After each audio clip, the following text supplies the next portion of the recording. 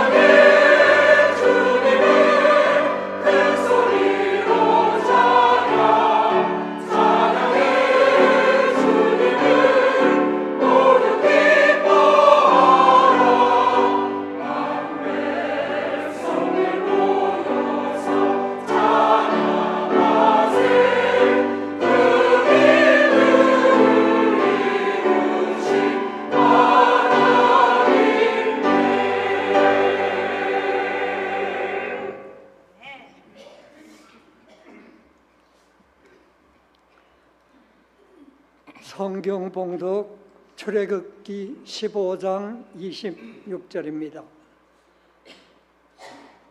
너희가 너희 하나님 나 여호와의 말을 청종하고 나의 보기에 의를 행하며 내 계명에 귀를 기울이며 내 모든 규례를 지키면 내가 애굽 사람들에게 내린 모든 질병에 하나도 너희에게 내리지 아니하리니 나는 너희를 치료하는 여호와임이니라.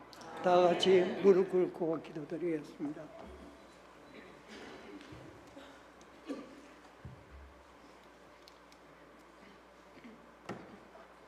저희를 치료하여 주시는 여호와 하나님, 오늘 귀한 안식일 저희가 주님의 전에 와서 주님을 찬양하며 하늘의 풍성한 은혜를 받게 하심을 감사하고 감사합니다. 아버지 하나님, 한 주일 동안 양 목사님을 모시고 우리가 디톡스의 치료를 받을 수 있도록 은혜를 주셨으니 감사합니다. 주님, 그 프로그램에 참여한 모든 사람들의 마음에 주님 풍성한 은혜를 베푸사 몸과 마음이 영육간에 거룩하게 함을 입을 수 있도록 은혜를 베풀어 주시옵소서. 아버지 하나님, 저희에게 이 귀한 말씀을 허락하신 은혜를 감사합니다. 아버지 하나님, 저희가 앞으로의 모든 삶은 참으로 주님께서 원하시는 그대로 살아서 저희가 몸도 깨끗하고 마음도 깨끗함으로 주님을 섬길 수 있도록 은혜를 베풀어 주시옵소서. 아버지 하나님, 참으로 저희가 주님의 말씀을 현미밥을 100번 씻듯이 100번 씹어서 엎드리며 참으로 귀한 은혜를 받는 우리의 삶이 될 수 있도록 도와주시옵소서. 성령 하나님께서 이 자리에 함께 하셔서 말씀하시는 종이나 듣는 저희 모두에게 하늘의 큰 깨달음이 있게 하시고 저희가 주님을 온전히 순종할 수 있도록 도와주시옵소서. 이 자리에 저희와 함께 하시고 저희들의 예배에서 온전히 홀로 영광 받아주시옵시기를 예수님의 이름으로 간절히 기도드리옵나이다. 아멘.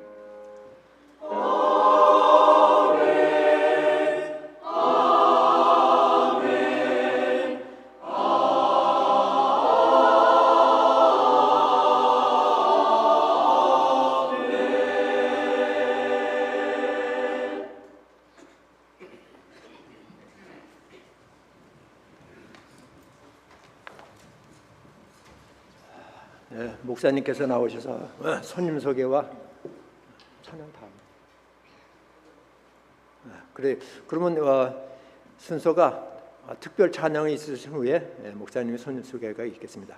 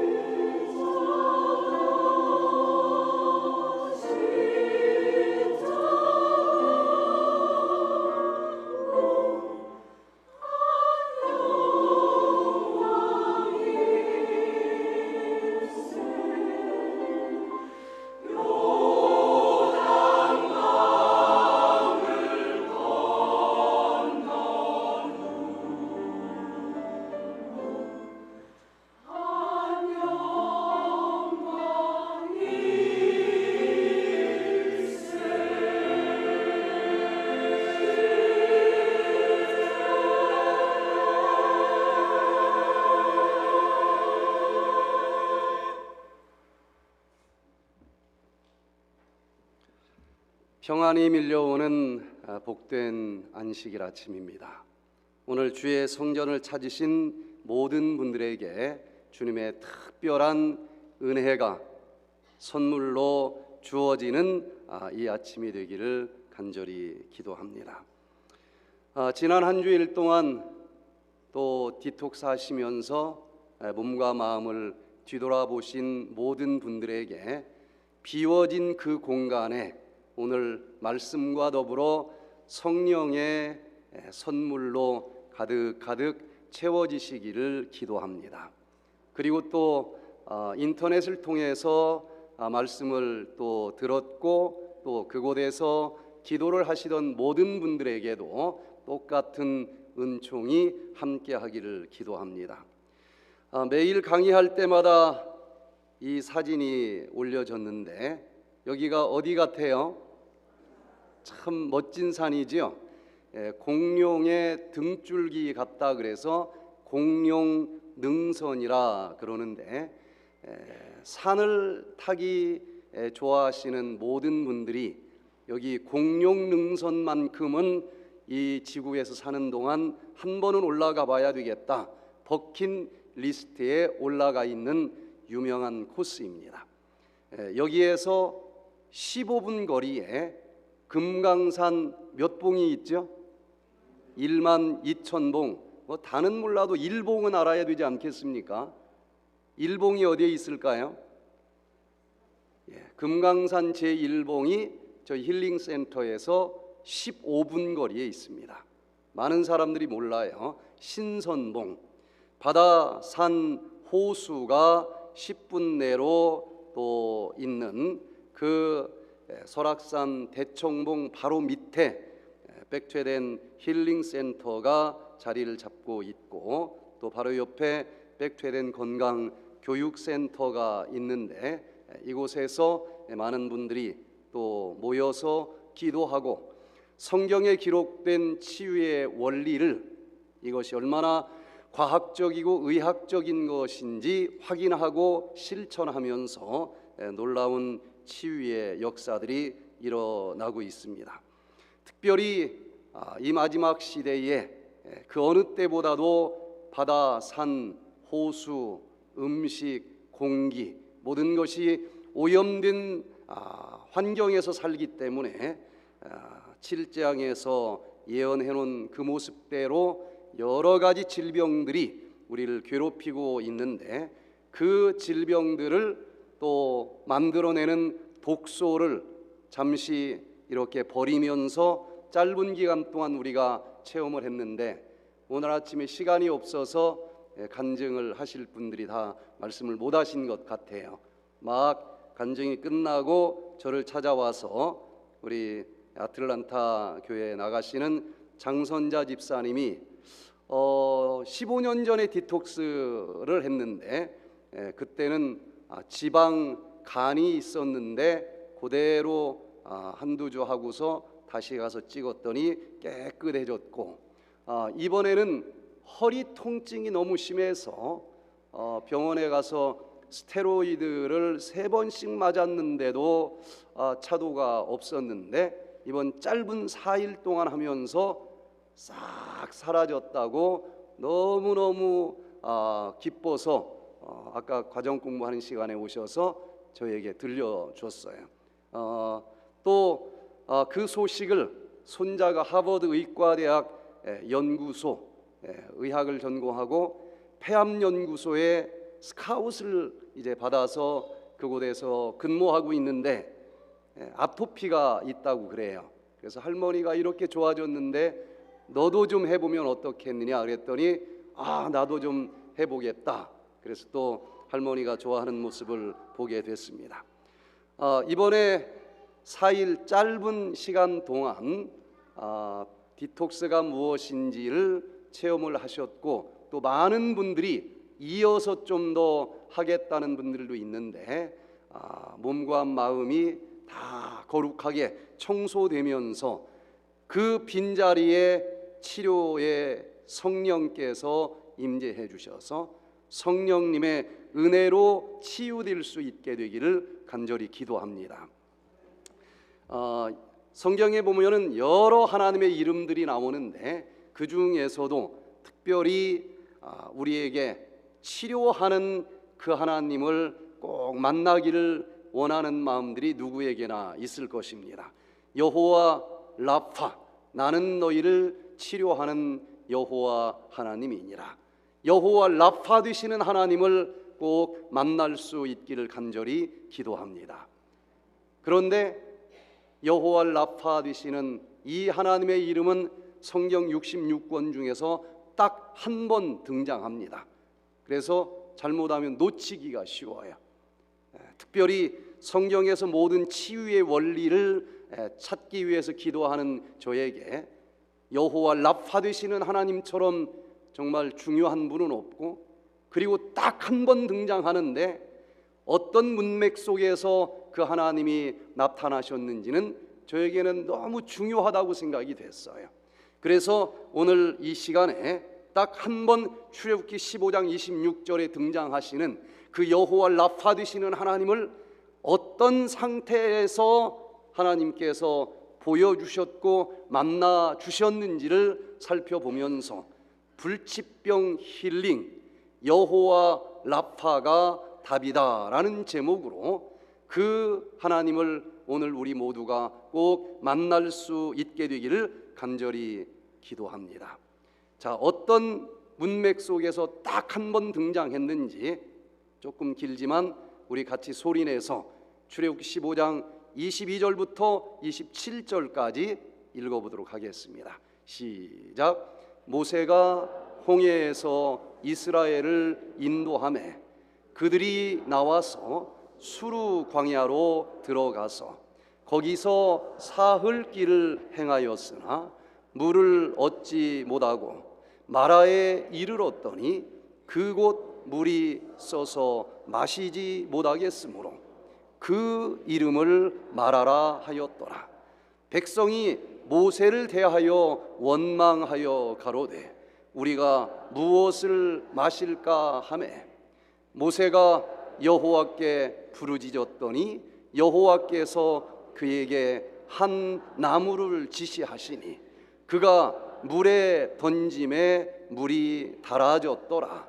거기서 여호와께서 그들을 위하여 법도와 율례를 정하시고 그들을 시험하실세.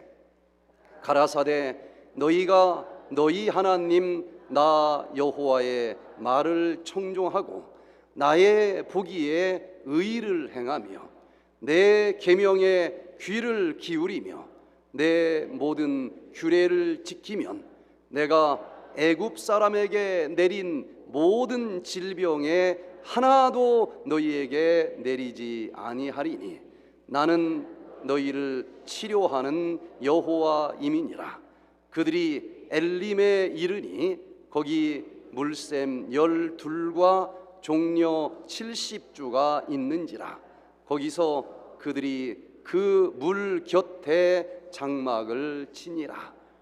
그냥 있는 말씀을 순서대로 읽어보니 이런 사람들에게 여호와 라파 되시는 하나님이 나타나서 치료해 주시는구나. 우리를 만드신 그분께서 남겨주신 이 성경 말씀 속에서 구원이라고 하는 단어는 치유라고 하는 단어와 똑같은 원어를 쓰시는 분이기 때문에 성경 여기저기에 우리들의 영적인 구원뿐만 아니라 육적인 치료의 원리들을 차고 넘치도록 남겨주셨다는 것을 알게 됩니다. 과연 여호와 라파 되시는 하나님을 언제 어떻게 만날 수 있을까? 애굽 이 세상에서 종노로 하던 이스라엘 백성들이 드디어 애굽을 떠나 가나안으로 걸어가던 그 여정 속에서 애굽을 나온 지 3일이 됐습니다. 그곳을 여러 목사님들과 함께 시내산을 가면서 걸어본 적이 있습니다. 얼마나 그 사막에서 더운지 목사들도 불평할까요? 안 할까요? 똑같습니다. 에어컨 좀 켜주세요. 켰습니다. 켰대는데도 또 다른 분이 에어컨 좀 켜주세요. 안 틀은 것 같아요. 분명히 틀었는데 너무너무 더운 겁니다. 하도 불평을 하니까 운전사가 사막 한가운데 차를 세우는 거예요. 그러면서 자, 5분만 밖에 나갔다 오겠습니다. 밖에 나갔더니 에어컨 킨 게 맞아요. 이야, 얼마나 더운지 온몸에서 그냥 주룩주룩 땀이 흘러나옵니다. 그 길을 3일을 걸었으니 뭐 가지고 온 물, 페트병 물 한 병을 원샷에 다 마셨습니다. 오줌도 안 싸요. 땀으로 다 나가니까. 그러니 물을 아무리 많이 가지고 왔어도 다 떨어졌을 거예요. 가지고 온 물이 떨어져 그 사막길을 걸었을 때 이스라엘 백성들은 어쩜 그렇게 불평불만이 많은가? 저도 옛날에 그렇게 생각을 했는데 나도 그럴 것 같아요. 그런 우리를 원망하지 아니하시고 책망하지 아니하시고 우리를 이해하시는 그 하나님께서 바로 이 장면에서 3일길 걸어간 마라, 드디어 오아시스 하나가 나타났는데 물이 다 하고 가서 벌컥 마셨더니 물맛이 어땠다 그랬습니까? 썼어요. 마라, 쓰다 썼습니다. 얼마나 또 실망을 했을까? 이 장면에서 여호와 라파 되시는 하나님이 나타나셨는데 과연 어떤 과정에서 나타났는지 한 단계부터 좀 살펴보는 시간을 갖겠습니다. 첫 번째, 여호와 라파 치료하시는 그 하나님께서는 자기의 아픈 부분을 감추려고 하는 사람들보다는 드러내는 사람들에게 나타나셨다는 것입니다.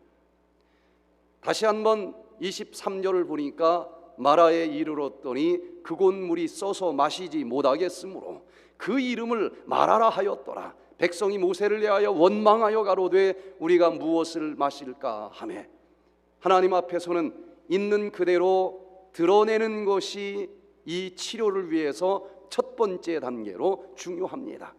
뭐 쓴데 그냥 감사하다 웃을 수 있겠습니까? 쓰면 쓰다, 아프면 아프다, 외로우면 외롭다, 우리 마음 있는 그대로 드러내는 것이 치료의 첫 번째 단계라는 것입니다.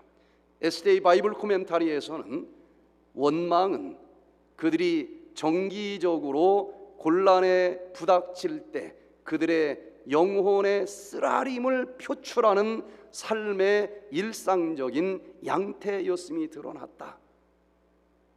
아픈데도 안 아픈 척하는 사람들이 있을까요? 없을까요? 있어요.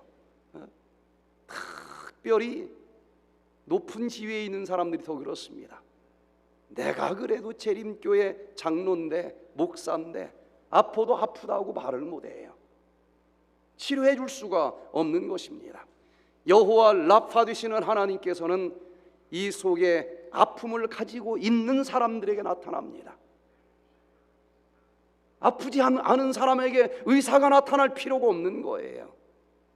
하나님 앞에 있는 그대로 이 마음의 아픈 부분들을 주님 아픕니다, 힘듭니다, 그것을 표출해 보시기를 바랍니다. 여기 Annals of Clinical Psychiatry라고 하는 저널에 보니까 감정을 이렇게 표출하는 것은 종종 치유로 여겨졌다. 이 속에 있는 이 감정을 속으로 밀어넣기보다는 밖으로 표출하는 것, 역사적으로 방법은 다양하게 변해왔다 그랬습니다. 때로는 춤을 추면서, 어떤 의식을 통해서, 때로는 상담과 고백을 통해서 여기 아픔이 있습니다, 이렇게 내놓는 것이 이 스트레스를 해소하는 원리라고 이 논문에서도 자세히 설명하고 있습니다. 시대적으로 많은 방법들 수단은 변했는지 모르지만은 무의식 속에까지 감추어져 있는 그 아픈 감정들을 치료해 주실 수 있는 분에게 그대로 표출하는 것, 그때 여호와 라파 되시는 하나님이 딱 한 번 등장했다는 것입니다. 예수님의 치료 방법은 세상적인 치료 방법과 조금 달라 보이기도 합니다. 특별히 예수님을 저주, 욕까지 하면서 3번씩이나 부인했었던 그 베드로를 예수님께서는 도대체 어떤 방법으로 딱 한 번 만나서 치료해 주셨기에 그 배신자가 그냥 저 교회 뒷자리에 앉아서 말씀만 듣고 다른 사람하고 인사하기도 전에 싹 빠져나가면서 교회를 나와 주기만 해도 감사할 텐데, 얼마나 완벽하게 치료해 주셨으면 수제자로 회복이 됐을까. 예수님께서 부활하신 다음에 그 제자들을 갈릴리 바닷가에서 만나자고 했을 때 베드로도 보자고 하자, 그 말을 하지 않았으면 아마 베드로는 죄책감 때문에 나갈 수가 없었을 거예요. 오늘 아픈 마음을 가진 자들을 더 찝어서 사랑해 주시고 위로해 주시는 그 예수님이신 것을 인해서 감사드리시기를 바랍니다. 그런데 얼핏 볼 때 이해 안 되는 장면이 여기 펼쳐집니다. 그 베드로를 보자 그랬는데 그 베드로를 만나면서 요즘 상담자들 같으면 어떻게 했을까요? 예수님을 부인할 때 무슨 불이 그 앞에 피워져 있었습니까? 모닥불 앞에서 부인을 했어요. 아마 베드로는 모닥불만 봐도 트라우마가 솟구쳐 올라왔을 거예요. 그래서 요즘 상담학은, 요즘 트라우마 치료 방법은 뱀에 물려서 트라우마가 있는 사람을 상담할 때는 비슷한 새끼줄까지도 치워놓고 기다릴 것입니다. 그런데 예수님은 어찌 보면 잔인해 보이는데 모닥불을 피워놓고 베드로를 부르는 거예요. 도대체 이게 뭘까? 예수님은 그 모든 죄의 원인, 아무리 속으로 집어넣는다고 해도 그게 고름이 살이 되지 않고 그렇게 해서 치료되는 것이 아니라는 것을 아시기 때문에 예수님께서 3번씩이나 모닥불 앞에서 부인한 그 베드로를 모닥불을 피워놓고 기다리는 것입니다. 아마도 그 어떤 방법보다도 그 모닥불 앞에서 자기가 3번 부인한 죄가 더 많이 생각이 났고 드러났을 거예요. 표출하라는 것입니다. 그리고 네가 나를 사랑하느냐 몇 번을 물어보셨어요? 3번을 물어보셨는데 예수님이 척 보면 모릅니까? 왜 굳이 3번씩이나 물으실까? 많은 신학자들은 내가 주님을 사랑합니다, 베드로가 한 이 사랑이라고 하는 것이 네가 나를 사랑하냐, 예수님이 또 물어본 그 단어가 원어가 다르다라고 얘기를 하는데 성경 전체를 보면은 아닙니다. 그렇게 성경에서는 많은 사람들이 얘기하는 대로 원어를 구별해서 쓰지 않았어요. 뭐 하나님 사랑, 인간 사랑 다 섞어서 썼습니다. 성경 다른 곳을 보면 그것이 아니고 3번씩이나 네가 나를 사랑하느냐 굳이 물어보시면서 3번씩 부인하면서 부인의 뇌신경 회로가 만들어진 그 베드로에게 그 죄를 깨닫게 하시고 다 내놓게 하시고 그리고 내가 주님을 사랑합니다 3번씩이나 사랑한다는 말을 할 수 있도록 기회를 주신 것입니다. 습관의 회로, 배신의 회로가 만들어졌지만 다시 사랑의 회로를 똑같이 동급으로 3번 만들어 주시고 이제 자유의지가 공평한 상태에서 어느 쪽으로든지 선택할 수 있도록 완벽하게 회복시켜 주시는 예수님의 놀라운 치유의 원리를 여기서 발견할 수가 있는 것입니다. 여러분, 잠재의식 속에까지 세월이 지나면서 들어가 응어리지요. 나도 기억에서 사라져버린 그 모든 죄의 씨앗들을 영육의 디톡스를 통해서 이제는 감추지 말고 주님 내가 기억 속에서도 사라졌지만, 잠재의식 속에 가라앉아 뭔지는 모르지만 내 마음을 짓누르는 모든 죄를 성령님께서는 깨닫게 해주신다 약속하셨으니 기억나게 해주시고 끄집어 내주시기를 기도합니다. 저는 디톡스를 이렇게 여러분들한테 하라고 그러고 이번 주에 서목사님과 함께 맛있게 잘 먹고 다녔습니다. 괘씸하지요. 그러나 여러분들 할 때마다 디톡스 하면 저는 굶어 죽어야 돼요. 합니다. 여기 오기 전에 특별히 이 애틀란타 집회를 위해서 기도 많이 했습니다. 그냥 기도하지 않고 8일 디톡스 하면서 기도했어요. 합니다. 그때마다 주님, 알고 지은 죄, 모르고 지은 죄 성령께서 다 깨닫게 해주세요. 1번, 2번 어떤 때는 크게 하면 너무 커서 안 나와요. 잘게 잘라서 400개, 500개. 죄가 많은 곳에 은혜가 넘친다 그랬습니다. 많을수록 그 모든 것을 예수님이 십자가 앞에 내려놓고 눈물로 쏟아낼 때 어떤 죄라 할지라도 십자가의 보혈로 주홍처럼 붉을지라도 양털처럼 씻어주시고 내가 주님을 사랑합니다, 이 말을 여전히 할 수 있도록 회복시켜 주시는 그 예수님을 만나곤 합니다. 그 힘으로 삽니다. 여러분 감추지 마시고 이 모든 것을 다 드러내시기를 바랍니다. 예수님 앞에서는 드러내도 괜찮아요. 시편 32편 5절에 내가 이르기를 내 허물을 여호와께 자복하리라 하고 주께 내 죄를 아리고 내 죄악을 숨기지 아니하였더니 곧 주께서 내 죄의 악을 사하셨나이다. 이런 예수님이 있는데 왜 감춥니까? 감출 필요가 없어요. 예수님 앞에서는 솔직히 다 드러내 보시기를 바랍니다. 예수께서 들으시고 이르시되 건강한 자에게는 의원이 쓸데없고 병든 자에게라야 쓸데있느니라. 여호와를 받으시는 하나님은 아픈 자에게 나타날 것입니다. 아픈 것을 드러낼 때 그분은 나타나 주실 거예요. 백퇴된 프로그램에 이강래 씨가 찾아왔습니다. 이분은 대장암 4기 환자였어요. 암덩어리가 대장을 막으면서 변이 나오지 않습니다. 벌써 15일 동안 변을 못 봤어요. 변독이 얼굴에 탁 올라와서 새카만해요. 그런데 저를 찾아와서 이야기를 하는데 이런 말 처음으로 한다는 겁니다. 들어보니 처녀 시절에 자식 3명을 데리고 있는 초등학교 선생님에게 시집을 가는 거예요. 주변에서 다 반대를 합니다. 네가 뭐가 잘못돼서 그런 대로 시집을 가느냐.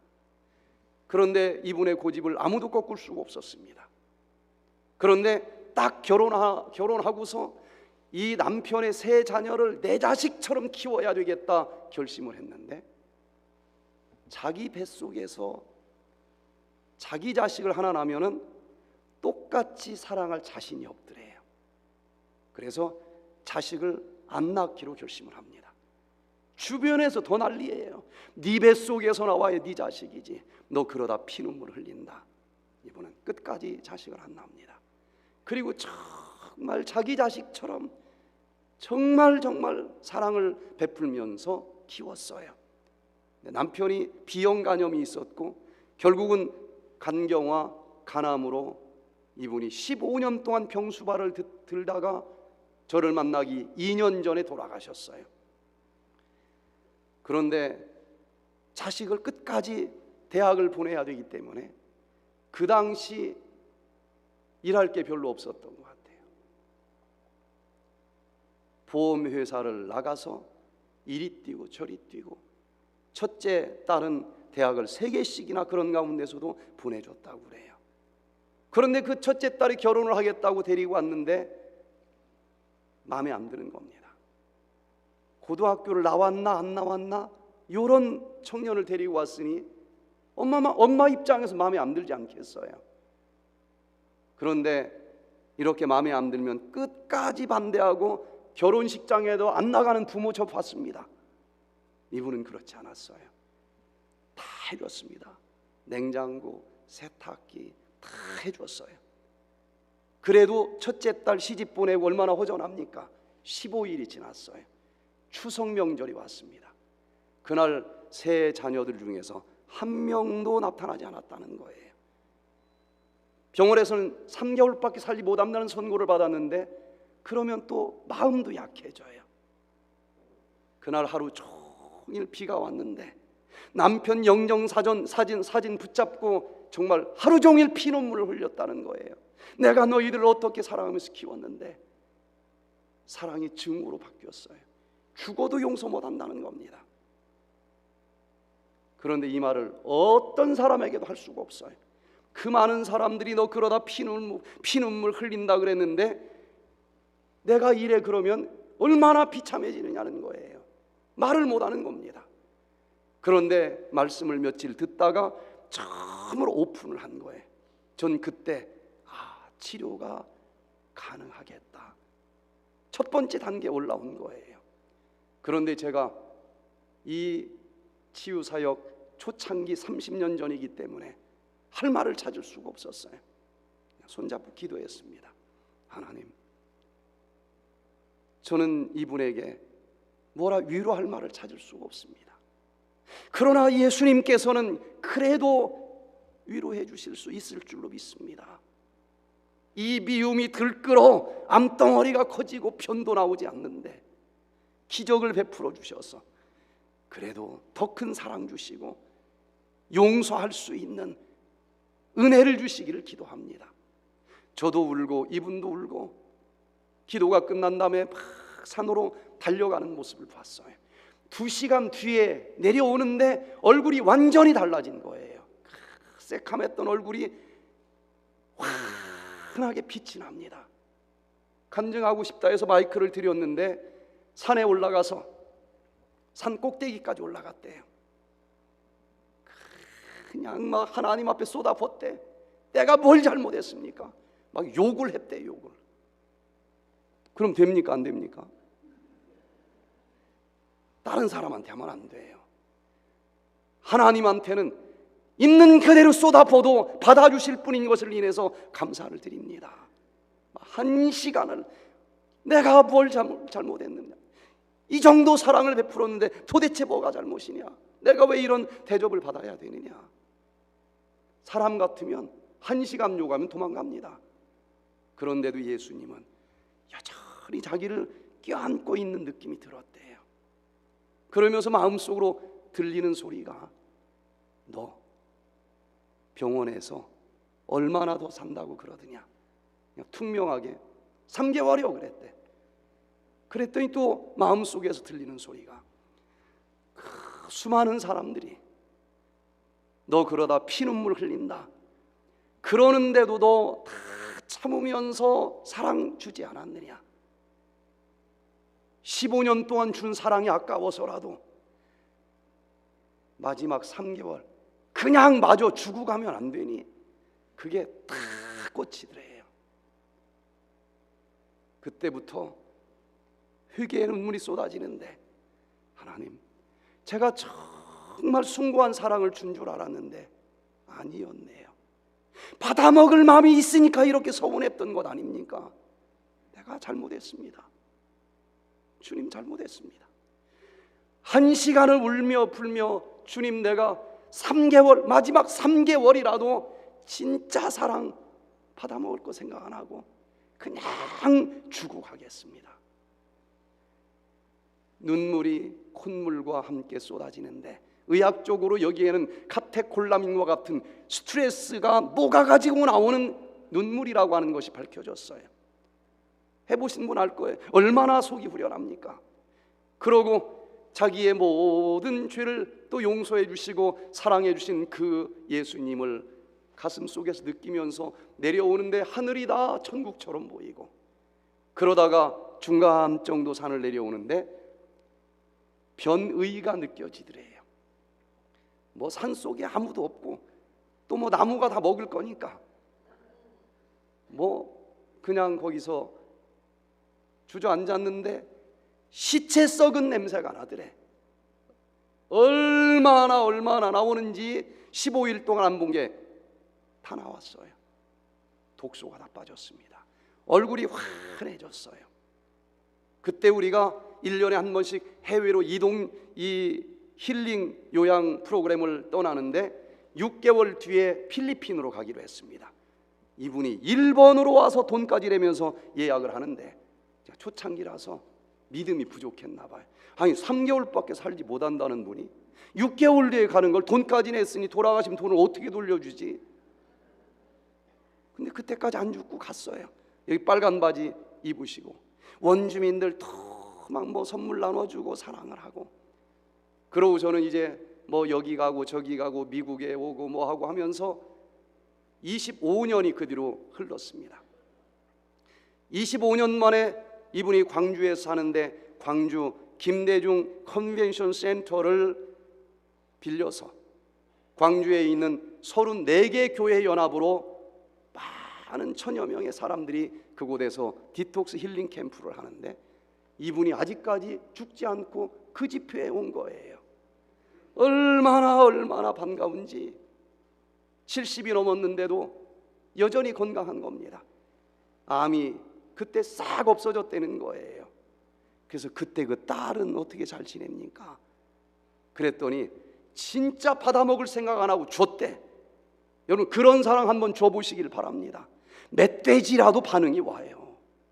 그냥 줬더니 그 딸이 지금은 침례받고 교회 같이 나가고 얼마나 좋은 딸인지 모른다는 거예요. 여러분 하나님 앞에는 이 마음의 상처, 아픔 다 표출하시고 드러내놓고 그 모든 것을 양털처럼 하얗게 씻어버리시게 되기를 바랍니다. 두 번째, 여호와 라파 되시는 하나님을 만나기 위해서는 그 여호와 라파에게 기도해야 된다는 것입니다. 모세가 여호와께 부르짖으며 기도했다라고 그 다음 구절 나옵니다. 기도에 대한 수많은 책을 제가 봤는데 여기 정로의 계단에 있는 요 기도에 대한 정의처럼 참 마음에 와닿는 게 없어요. 이건 기도가 뭔지를 아는 분이 쓰신 거예요. 기도는 마치 친구에게 하는 것처럼 하나님께 그 심정을 펴놓는 것이다. 기도는 우리가 어떠하다는 것을 하나님께 알리기 위함이 아니요 우리로 하여금 그를 받아들일 수 있도록 하기 위함이다. 기도는 하나님을 우리에게로 내려오시게 함이 아니요 우리로 하여금 그에게로 올라가게 하는 것이다. 하나님은 우리를 누구의 형상대로 만드셨습니까? 당신의 형상대로 만들었어요. 친구입니다. 주거니 받거니 밥을 함께 먹을 수 있는 그런 관계로 만들었는데 지금은 너무 멀리 떨어져 있다 느껴지지 않습니까? 하나님이, 예수님이 멀리 도망가서 그래요? 내가 죄로 너무나 밑으로 떨어져서 그래요? 하나님은 여전히 에덴에서 우리를 기다리고 계십니다. 우리의 이기심과 탐심과 욕심으로 하나님과는 너무 멀리 떨어져 있다는 것을 알게 되는데 정말 그 예수님을 다시 만나고 다시 대화하고 기도하기 위해서는 여기 친구에게 하는 것처럼 그냥 아프면 아프다, 친구한테는 다 얘기하지 않습니까? 저는 또 오랜만에 우리 서 목사님 만나서 다른 사람들한테는 체면 뭐 이런 것 때문에 못하는 마음을 친구한테는 다 얘기하지 않습니까? 예수님은 우리의 친구예요. 아프면 아프다, 서운하면 서운하다, 있는 그대로 펼치시는데 기도는 하나님을 우리에게 내려오시게 함이 아니에요. 자꾸 하나님 끌어내리려고 하는데 지금 사이가 벌어진 것은 내가 죄와 탐심과 이기심과 욕심 때문에 이렇게 멀어진 것이니까 내가 올라가야 됩니다. 올라가는 비결은 내 마음속에 들어있는 이기심과 탐심과 욕심과 죄를 버리는 거예요. 기도하고 받으실 줄로 믿으시기를 바랍니다. 그런데 왜 계속 기도하느냐? 틀림없이 예수님은 주실 텐데 아직도 버리지 못한 이기심은 없는지 깨닫게 해주세요. 버립니다. 탐심을 버립니다. 죄를 버립니다. 마지막 죄를 버리는 그 순간 우리의 원래 마음대로 회복이 되면서 우리는 어느새 예수님의 마음과 파장이 똑같은 상태로 올라가 있는 것을 발견하게 될 것이고, 그날 우리는 하나님의 음성이 세미하게 들리고 그날 우리는 응답받을 수 있을 줄로 믿습니다. 그 높은 하늘 보좌에 앉아 계신 하나님이 이 가냘픈 내 기도를 과연 들으실까 염려하지 않으셔도 돼요. 뇌파를 가지고 연구한 논문들을 보니까 여러 뇌파가 있는데, 우리가 간절히 기도할 때는 8 내지 13 아니면 초능력이 나타날 때 나오는 한 7 내지 13 정도의 파장이 잡힌다고 그래요. 파장이 달라집니다. 깊은 기도를 할 때에. 그래서 기도를 할 때에 이 7 내지 13헤르츠 정도 뇌파가 나온다라고 이야기하는데, 여기 Remote Sensing and Geospatial Science 이 저널 2023년도에 발표된 연구 결과를 보니까 1952년도에 독일의 슈만이라고 하는 박사님이 노벨 물리학상까지 받은 분인데, 모든 고유의 어떤 이 물체들은 고유의 파장이 나옵니다. 컵도 고유의 파장이 있고 기타 줄도 고유의 파장이 있는데, 움직이는 지구도 당연히 고유의 파장이 있지 않겠느냐, 이걸 측정했어요.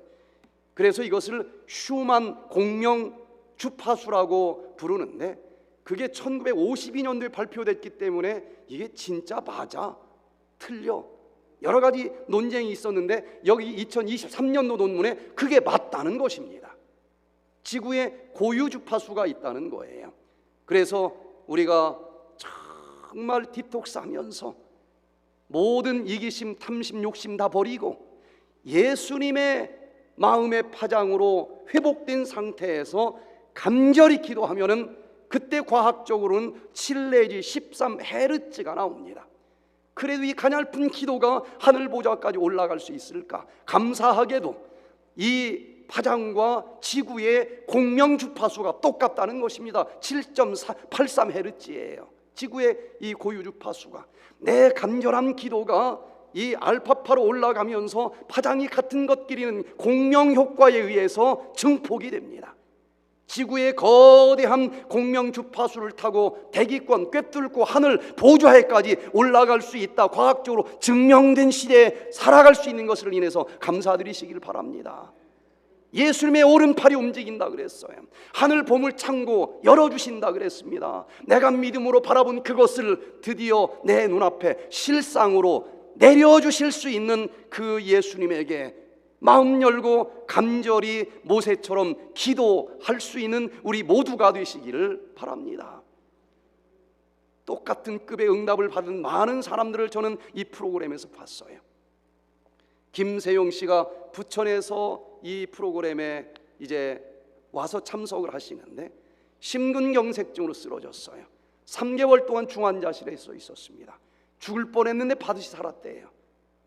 그런데도 퇴원할 때 의사 선생님이 뭐라 얘기를 하는가 하면은, 당신 살기는 살았는데 여기에 시한폭탄 하나 가지고 산다 생각하면 맞습니다.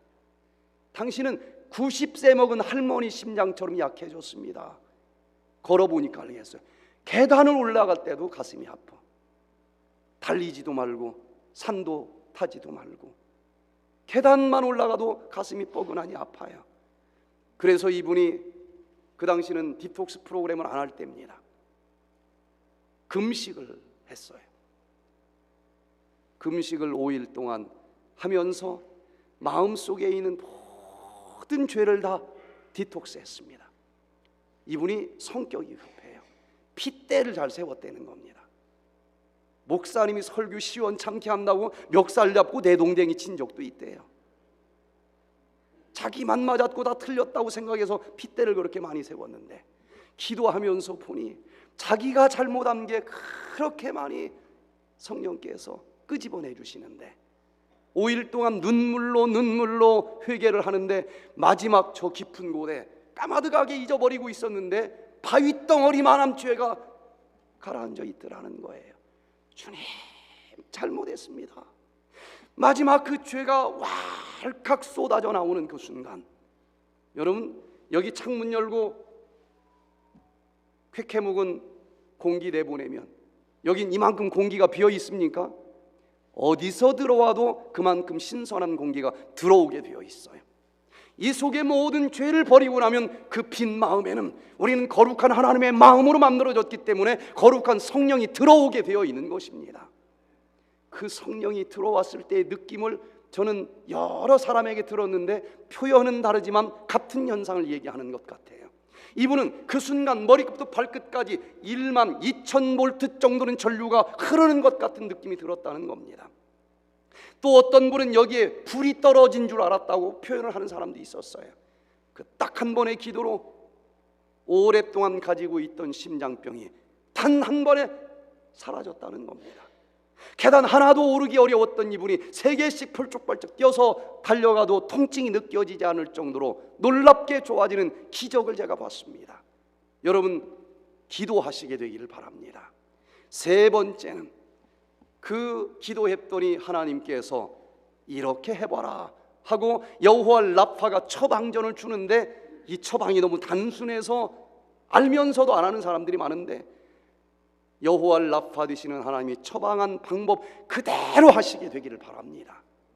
자, 여기에서는 어떤 처방전을 내려주셨는가? 25절에 모세가 여호와께 부르짖었더니 여호와께서 그에게 한 나무를 지시하시니 그가 물에 던짐에 물이 달아졌더라. 여러분, 단순해 보여도 하나님께서 말씀하신 대로 그대로 믿고 실천해 보시기를 바랍니다. 그런데 이 마라라고 하는 지역에서 한 나무를 가르쳐 주시고 이걸 그 물에 넣으라 하고 처방전을 주셨는데, 도대체 그 지역에 어떤 나무가 쓴 물을 달게 하는 게 있을까? 주석책 다 뒤져도 그 지역에 그런 나무는 없답니다. 그래서 막 이상하게 해석들을 해요. 그런데 저는 이 나무가 무슨 나무인지 알겠어요. 모세는 분명히 한 나무를 넣었더니 쓴 독소가 없어졌습니다. 저는 어떤 종류도 그 자체만 가지고는 이런 해독을 할 수 있는 나무가 아직도 없다고 그러는데, 제가 볼 때는 있어요. 거기에 있는 야자나무에 천둥번개가 쳐서 홀라당 타버렸어요. 뭐가 나옵니까? 숯이 나와요. 숯장작을 넣으면은 이 말씀이 문자 그대로 성취되는데, 그렇게 주석단 사람은 한 사람도 없어요. 쓴 물을 단물로 바꾸는 성질을 가졌다고 알려진 나무나 식물들이 세계 다른 여러 지역들에 있지만 시내 반도에서는 그 중에 하나도 발견할 수가 없다라고 기록이 되어 있지만 있어요. 여러분, 한 나무는 무엇일까? 사도행전 5장 30절에 너희가 나무에 달아 죽인 예수를, 우리의 모든 죄의 독소를 대신 짊어져 주시고 나무에 돌아가 주신 그 십자가 예수 그리스도가 계신 것을 알게 됩니다.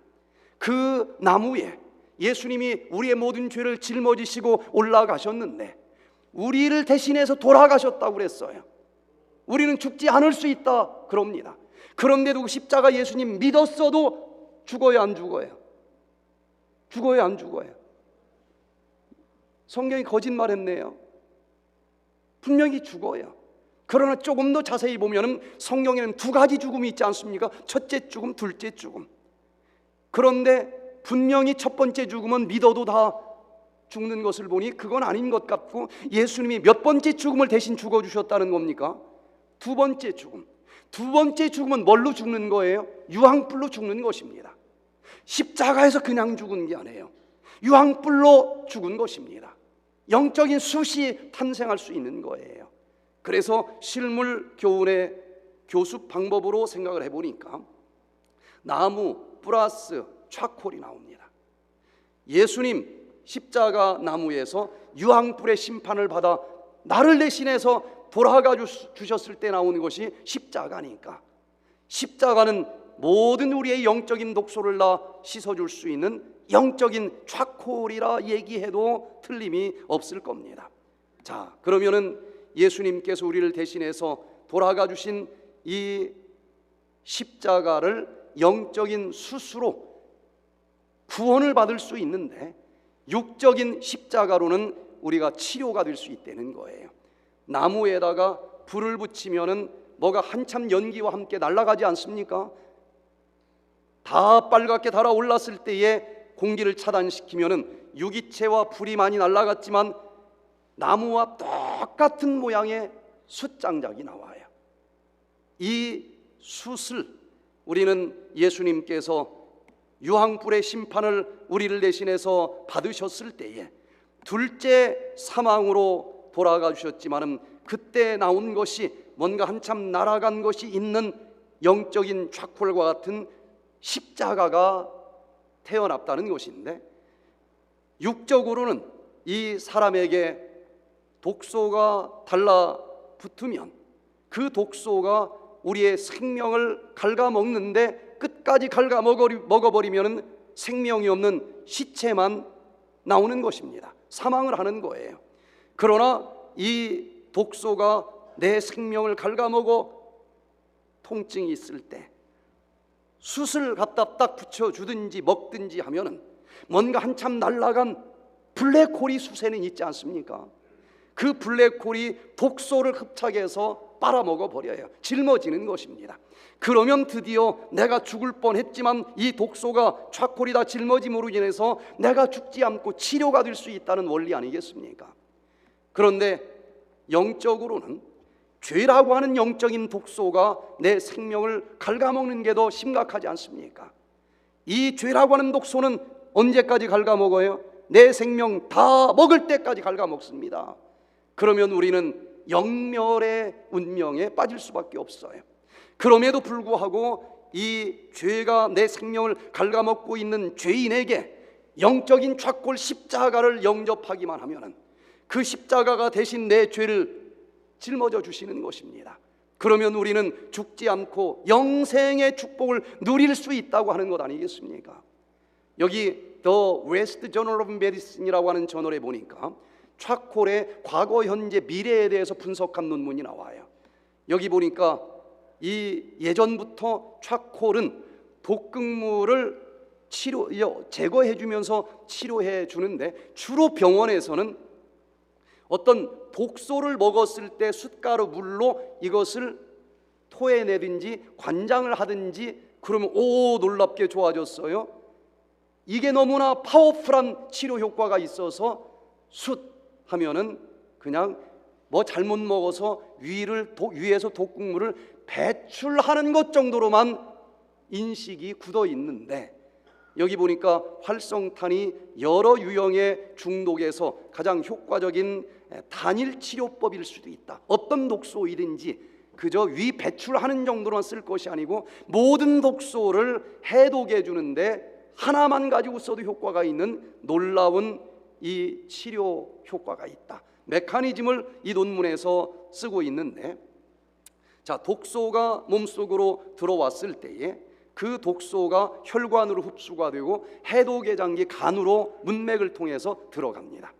그러면 간에서는 1단계, 2단계 해독 과정을 통해서 2단계에서 포함 영양소가 수갑을 채워가지고 이 독소를, 그 수용성 독소를 문맥으로 이 간에다가 버려줍니다.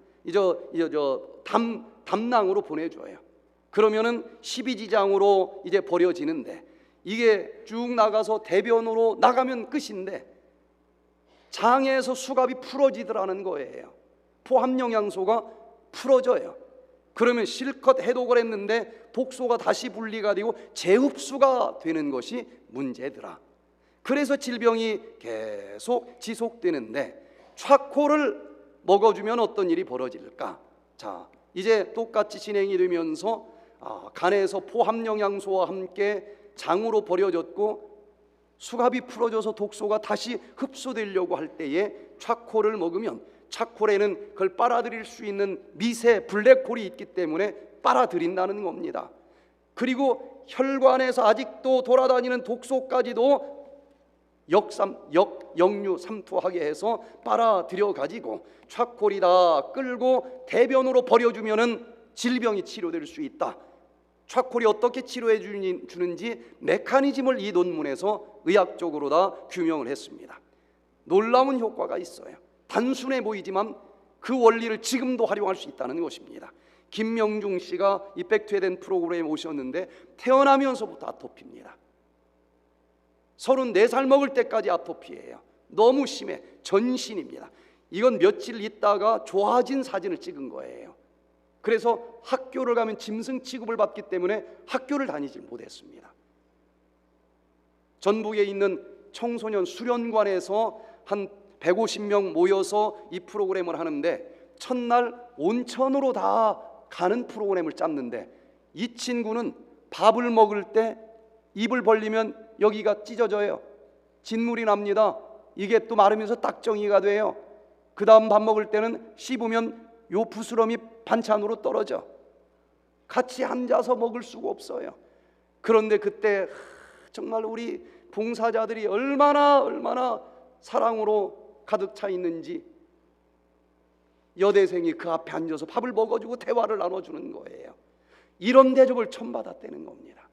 그런데 문제는 첫날 이 친구를 온천으로 데리고 가면 다 도망가게 생겼어. 그래서 상처를 줄 수가 없어서 김명중 씨는 더 좋은 온천으로 치료해 줄게. 찾아보니까 다라가 큰 게 하나 있어요. 물을 붓습니다. 숯가루를 몇 수저 넣었어요. 그리고 여기 들어가라. 들어가더니 막 비명을 질러요. 독소를 빨아내는 겁니다. 너무 시원하다는 거예요. 하루에 한 번씩 해줬습니다. 딱 5일 지났는데 깨끗해졌어요. 30여 년 가지고 있던 이게 싹 좋아졌습니다. 그리고 마지막 날은 또 온천을 가는 프로그램이 있는데 보냈더니 아무 사고 없이 알아차리지도 못하게 그냥 똑같은 사람 취급받으면서 갔다 왔는데 그날 간증을 하면서 뭐가 그렇게 감사한지 울어요. 뭐가 그렇게 감사했을까요? 태어나서 공중목욕탕 처음으로 가봤대. 공중목욕탕 데리고 가주셔서 너무 감사하다는 거예요. 여러분, 하나님의 말씀의 원리를 지금 그대로 사용해 보시길 바랍니다. 네 번째, 여호와 라파의 치료제로 변화를 체험해 보시길 바랍니다. 던졌더니 쓴 물이 어떻게 변화됐어요? 단물로 바뀌었습니다. 쓴 물이 단물로 바뀌었어. 고통이 행복으로 바뀌고 질병이 건강으로 바뀌었어요. 여러분, 주홍처럼 붉은 죄를 갖고 있다 할지라도 그 영적인 차콜 영접할 때 눈처럼 진홍처럼 붉을지라도 양털처럼 하얗게 변화시켜 주시는, 머리로만 믿는 것이 아니라 온몸으로 느껴질 수 있는, 삶이 변화될 수 있는 그런 예수님을 만나시게 되기를 바랍니다. 쓴 물을 단문으로 바꿔주시는 그분, 죄인을 의인으로 바꿔주시는 그분, 7 귀신 들린 마리아, 구약에 말하는 신약 헬라어로 마리아라고 하는 말과 똑같습니다. 7 귀신 들린 그 마리아가 예수 그리스도 영접하면서 제자 마리아가 될 수 있고, 제자들까지도 도망하는 그 마지막 날 십자가에서 가장 가까이 기다리고 있었던 그 마리아, 마지막으로 예수님이 부활하셨을 때 제일 먼저 그 예수님을 볼 수 있었던 이 마리아처럼 이 복음이 삭막한 이론으로만 있는 것이 아니라 가슴 속에 느껴지는 그 변화를 체험할 수 있는 우리 모두가 되시기를 바랍니다. 에덴 요양병원에 임금자 씨가 오셨습니다. 철원에서 오셨는데 자궁암 수술하고 그 다음 방사선 다 했는데도 번졌어요. 말기입니다. 통증이 너무 심해요. 어떤 병원, 한국의 제일 큰 병원에 가서 항암 치료를 하는데, 제일 독한 항암 치료를 했는데도 한 달을 했는데도 찍어보니까 1cm도 줄어들지 않더래. 의사 선생님이 당신 같은 사람 처음 본다. 그래서 이 에덴 요양병원에 와서 여러분들에게 강의한 이 원리대로 치료를 했습니다. 그런데 무엇보다도 마음 디톡스가 중요해요. 그런데 이분은 강의를 한참 듣더니 마음에 쓴 게 있어요. 미움이 있습니다. 미움이 있으면 마음이 응어리가 돼요. 마음이 응어리지면 세포가 응어리지면서 암세포가 커져요. 누구를 미워하는가 하고 들어보니까 저 지나가는 아저씨 미워하면 병까지는 안 걸려요. 뭐 지나가 버리면 끝나니까. 그런데 이 한 입을 덮고 사는 사람이 미우면 이게 이 인간이 없어지지도 않고 남편을 미워하는 거예요. 그런데 남편이 죽은 지 10년이 됐는데 아직도 미워한대. 이 보통 미움이 아니에요. 그런데 감사하게도 이 말씀 속에서 남편만 미운 게 아니라 자기 자신을 바라보니 자기도 잘못한 게 너무 많다는 것을 알게 됐고, 산책을 가던 길에 산책로까지 들어가지도 못하고 제일 마지막에 있는 그 자동차 밑에 쓰러져서 눈물, 콧물을 흘리면서 그렇게 회개의 눈물을 흘렸다는 겁니다.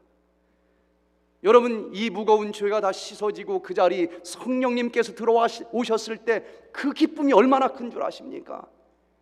그 경험하고 나서 통증이 없어졌는데 그 병원을 가서 찍어보니까 암덩어리가 하나도 없이 사라졌다는 거예요.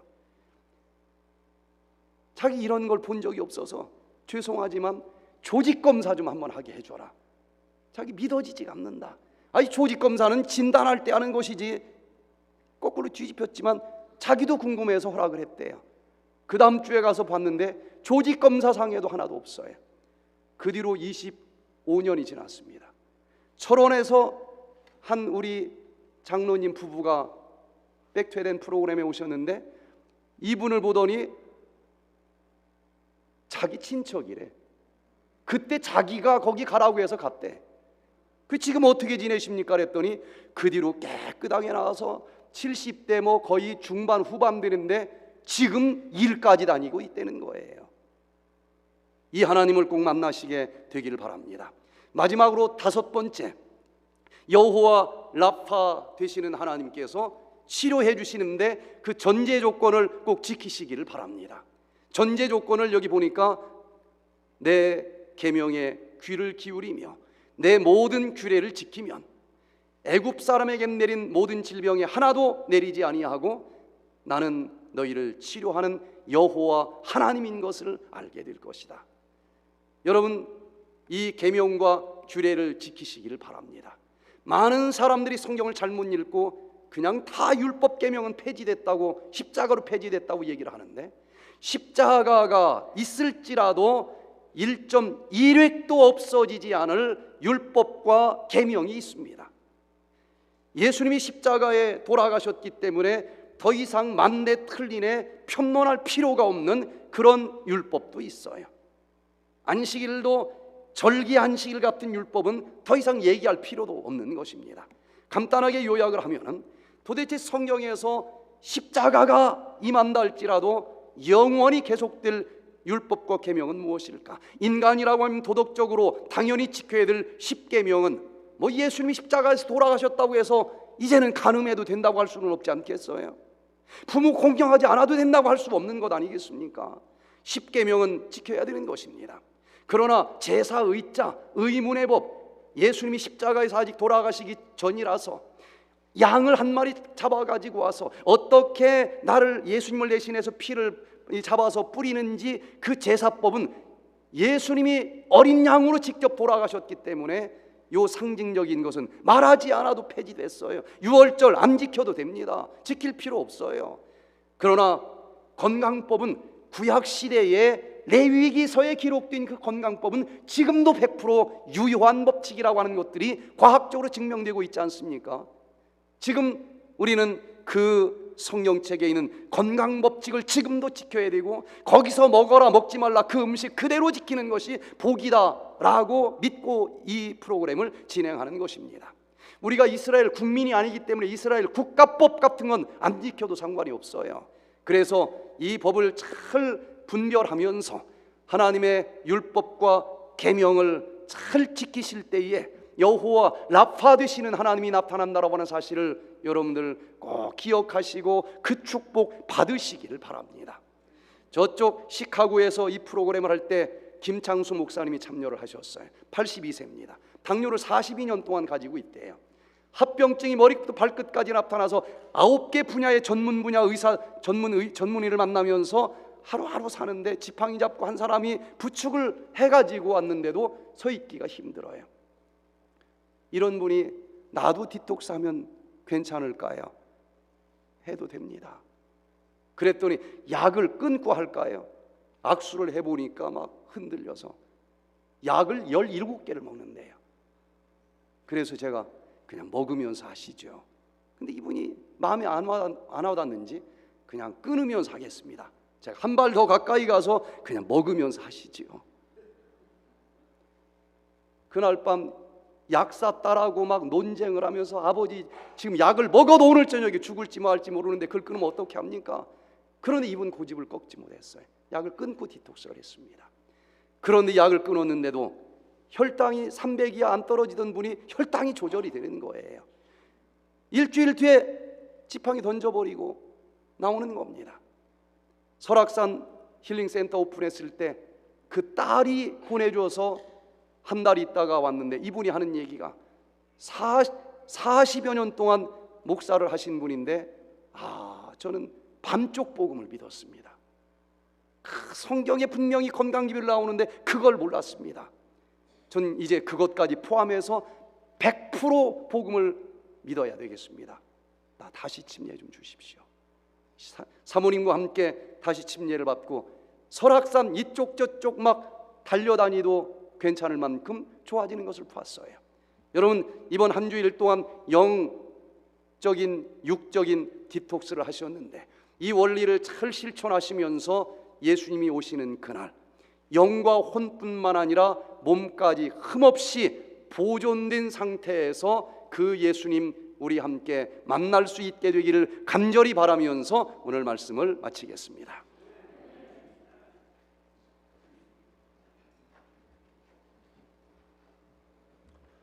네, 준비된 헌금 드리는 순서입니다. 수금지사님 나와주세요.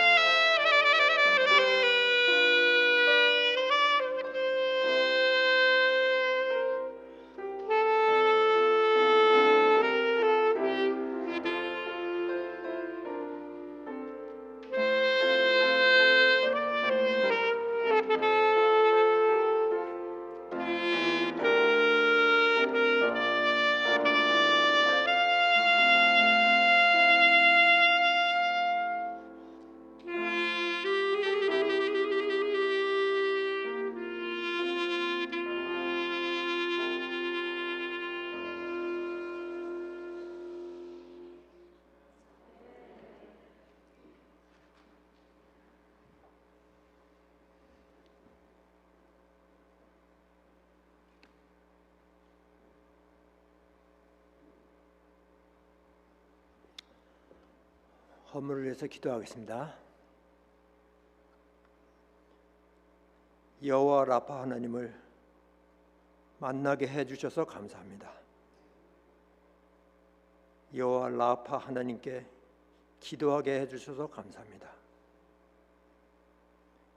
여호와 말씀을 청종하고 계명에 귀를 기울이며 규례를 지키는 백성 삼아 주셔서 감사합니다.